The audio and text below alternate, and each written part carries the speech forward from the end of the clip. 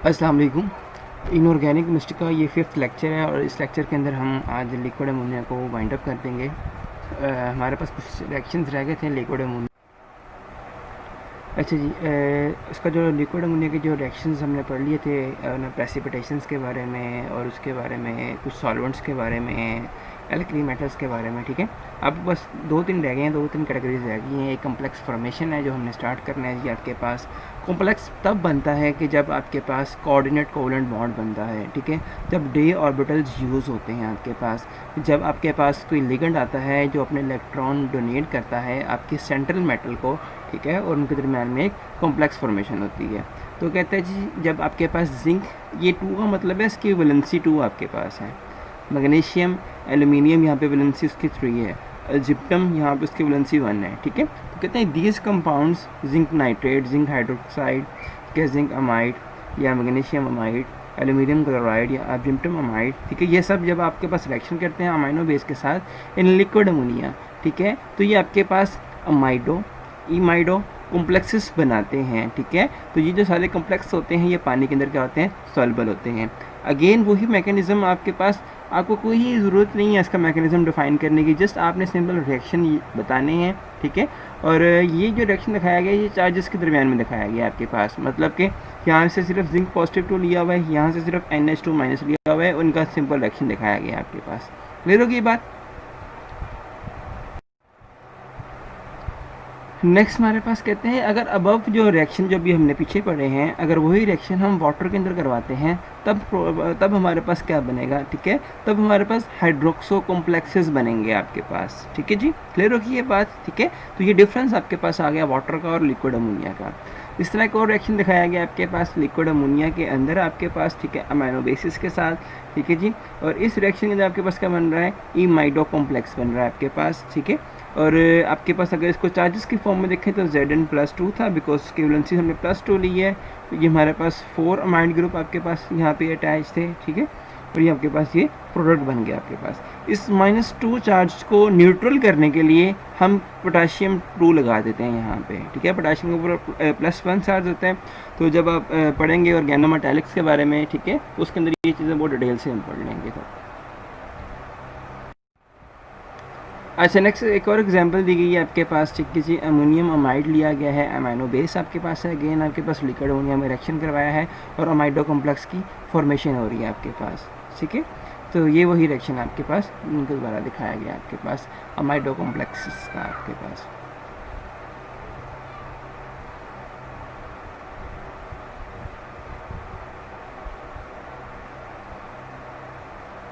अच्छा, अगर आप ये आपके पास अमाइनो बेस अगर आप एक्सेस मकदार में नहीं लेते तो इमाइडो कॉम्प्लेक्स बनेगा। ठीक है, अगर आप एक्सेस मकदार में लेते हैं तो अमाइडो कॉम्प्लेक्स बनेगा आपके पास। ठीक है, ये जस्ट इनके बाय प्रोडक्ट्स के हवाले से है आपके पास है। नेक्स्ट आपके पास आ गया जी, आपके पास जिंक हाइड्रोक्साइड से रिएक्शन करवाया सोडियम अमाइड का आपके पास। ठीक है जी, और अमाइडो कॉम्प्लेक्स बना, और अगेन वो पानी के अंदर क्या है, सोलेबल आपके पास है। ठीक है जी, इसके अलावा आपके पास अगर आपने इमाइडो कॉम्प्लेक्स बनाया है आपके पास, ठीक है, यहाँ पे जस्ट वैलेंसी चेंज हो रही है आपके पास। ठीक है, यहाँ पे NH2 था, यहाँ पे NH है।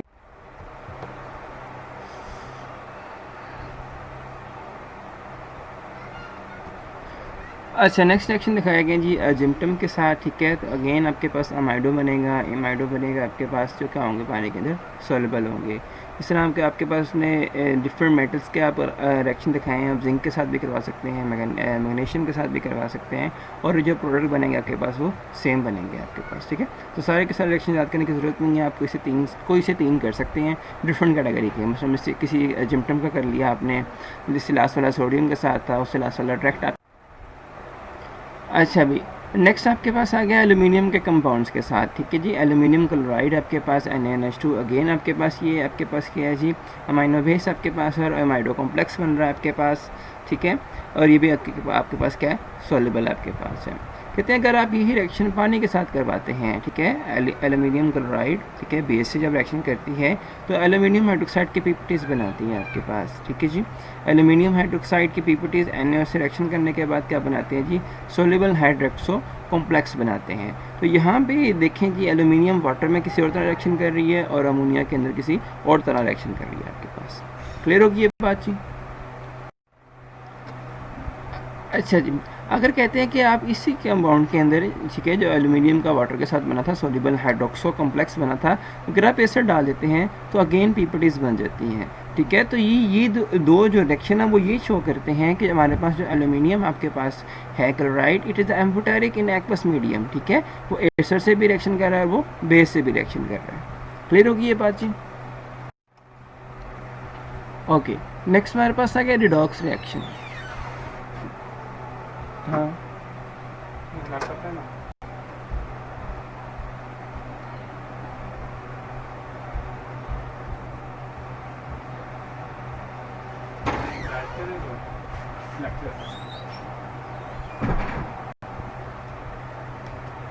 रिडॉक्स रिएक्शन के अंदर ऐसे रिएक्शन होते हैं जिसके अंदर रिडक्शन भी हो रही होती है और एज वेल एज आपके पास ऑक्सीडेशन भी हो रही होती है आपके पास, ठीक है। तो डिफरेंट कैटेगरीज पढ़ेंगे जिसके अंदर हमारे पास NH3 एज अ मीडियम आएगा, जिसके अंदर NH3 as a reducing agent आपके पास आएगा, तो उन सबको हम अभी देखते हैं। नंबर 1 पे जी आपके पास दिया हुआ है जी KMnO4 act as a weak oxidising agent in liquid ammonia, it oxidise KNH2 to N2। अगर यहाँ पे अगर आप ये क्वेश्चन देखते हैं, ठीक है, आपके पास पोटेशियम पर मैग्नेट KMnO4 के साथ रिएक्शन करवाया है जी आपके पास पोटेशियम अमाइड का, तो यहाँ पे मैग्नीज की आपके पास ऑक्सीजन स्टेट +7 है और यहाँ पे जाके वो +6 हो जाती है आपके पास, ठीक है।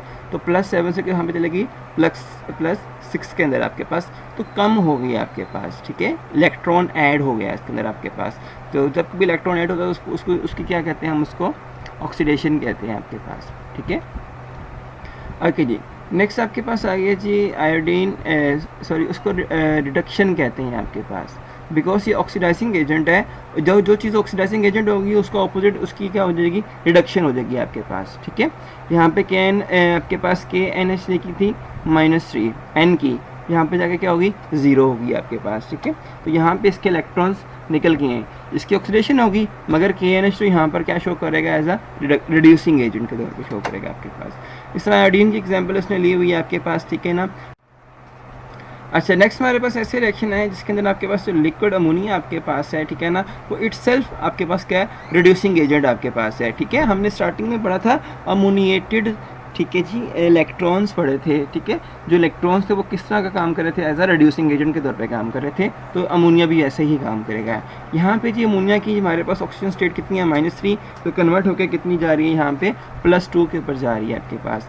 तो -3 से +2 में जाना मतलब क्या, बढ़ गई है, ठीक है, इलेक्ट्रॉन निकल गए हैं आपके पास इसके अंदर से, तो जिसकी क्या होगी आपके पास ये ऑक्सीडेशन, तो ये एजेंट कौन सा हो जाएगा, रिड्यूसिंग एजेंट हो जाएगा आपके पास, ठीक है। कोई सी 2 एग्जाम्पल आप कर सकते हैं इसके अंदर से।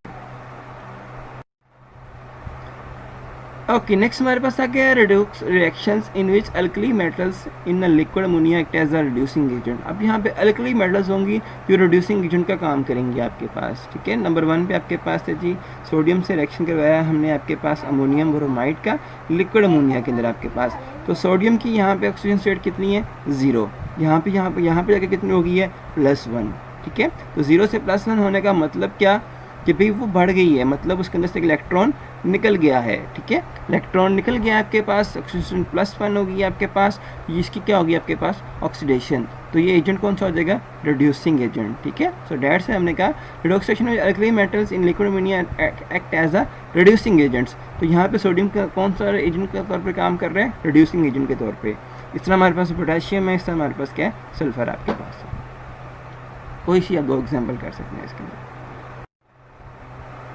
नेक्स्ट हमारे पास lithium and sodium in liquid ammonia reduce elemental oxygen to their peroxides, ठीक है, पेरोक्साइड्स, ठीक है, सुपर ऑक्साइड्स में वैलेंसी आपके पास चेंज होती है, पेरोक्साइड में चेंज होती है आपके पास, ठीक है। तो पोटेशियम से जब हमने रिएक्शन करवाया ऑक्सीजन का आपके पास, ठीक है, तो पोटेशियम पेरोक्साइड बना आपके पास। पोटेशियम की वैलेंसी यहाँ पे कितनी थी, 0, ऑक्सीजन की कितनी थी, 0। यहाँ पे जब प्रोडक्ट बना तो पोटेशियम की कितनी होगी, +1, ऑक्सीजन की कितनी होगी, -1 आपके पास, ठीक है। +1 होने का मतलब क्या, ऑक्सीडेशन होना, और -1 होने का मतलब क्या, रिडक्शन होना। तो दोनों काम हो रहे हैं आपके पास, ठीक है। तो रिडॉक्स रिएक्शन बन गया आपके पास। इस तरह आपके पास पोटेशियम ऑक्सीजन से रिएक्शन को या लिक्विड अमोनिया के अंदर आपके पास, ठीक है। अब यहाँ पे पोटेशियम सुपर ऑक्साइड बन गया आपके पास, ठीक है जी। तो यहाँ पे जी आपके पास ये 2 डिफरेंट काइंड के आपके पास क्या बनेंगे, प्रोडक्ट बन रहे हैं आपके पास, जो हम कैसे जस्टिफाई कर सकते हैं, अपॉन देयर वैलेंसीज, उनके वैलेंसीज के हवाले से आपके पास। इस तरह जी सोडियम से रिएक्शन करवाएंगे जब हम आपके पास कॉपर आयोडाइड के साथ, तो सोडियम इसको रिड्यूस कर देगा आपके पास, ठीक है। जो सोडियम आपके पास कौन सा जो एजेंट बन गया, रिड्यूसिंग एजेंट आपके पास, ठीक है। अगेन आपके पास एक और एक्शन है जी, आपके पास पोटाशियम का अमोनिया के साथ इन पोटाशियम पर मैग्नेट, तो पोटाशियम की स्टेट यहाँ पे 0 थी, वहाँ जगह +1 होगी, यहाँ पे मतलब क्या हुआ इसकी ऑक्सीडेशन, तो ये कौन सा एजेंट हो जाएगा, रिड्यूसिंग एजेंट हो जाएगा आपके पास, ठीक है। बाकी इक्वेशन बेटा आपने याद करनी है, ठीक है, इसको 5-6 दफ़ा लिखेंगे, ऐसे याद हो जाएगी आपके पास। मगर जो कंसेप्ट इसके अंदर यही है कि भाई इसकी ऑक्सीजन स्टेट्स कहाँ से किससे चेंज हो रही है, ठीक है। एक अगेन बता देता हूँ कि भाई अगर आपके पास रिडक्शन हो रही है किसी चीज़ की, तो वो एजेंट होगा ऑक्सीडाइजिंग एजेंट, ऑपोजिट एजेंट होगा आपके पास, ठीक है। अच्छा, नेक्स्ट कुछ और एग्जांपल देंगे आपके पास, सोडियम इन लिक्विड अमोनिया, ठीक है, जो रिड्यूस जिंक आयोडाइड को रिड्यूस कर रहा है आपके पास। तो यहाँ पे जिंक आयोडाइड की जी वैलेंसी कितनी है जी, +2, यहाँ पे इसकी कितनी है 0, ठीक है। अगेन चेंज होगी आपके पास, माइनस में चलेगी आपके पास, ठीक है जी। माइनस में जाने का मतलब क्या, ठीक है जी, उसके अंदर इलेक्ट्रॉन ऐड हुए हैं आपके पास, ठीक है। इस तरह आपके पास सोडियम की 0 थी, वो +1 होगी, यहाँ पे उसकी बढ़ गई है आपके पास ऑक्सीजन स्टेट। जब ऑक्सीजन स्टेट बढ़ती है आपके पास तो क्या होती है जी, ऑक्सीडेशन होती है। एजेंट कौन सा होता है, रिड्यूसिंग एजेंट होता है आपके पास। क्लियर होगी ये बात? लो जी, लास्ट पे हमारे पास आ गया जी एडवांटेजेस क्या हैं NH3 को यूज़ करने के आपके पास, ठीक है।